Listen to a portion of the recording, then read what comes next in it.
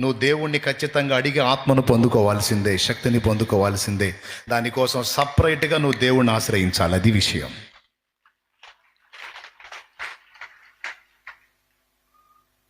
లేకపోతే కష్టం. కాబట్టి నువ్వు తొట్టుపడ్డప్పుడల్లా నిన్ను నువ్వు శపించుకోవటం, తిట్టుకోవటం, దూషించుకోవటం, నిందించుకోవటం కాదు. లోపాన్ని గుర్తుపట్టి ఆ లోపాన్ని భర్తీ చేయాలి. అది దేవుడు కోరుతుంది. దేవా, ఎందుకు జయించలేకపోతున్నాను దేవా? నా తోటి పరిశుద్ధులు అన్ని జయించి ఉండగలిగినప్పుడు, వాళ్ళంతా నిగ్రహించుకున్నప్పుడు నేనెందుకు ఉండలేకపోతున్నాను తండ్రి అని దేవుని ముందు కూర్చోవాలి.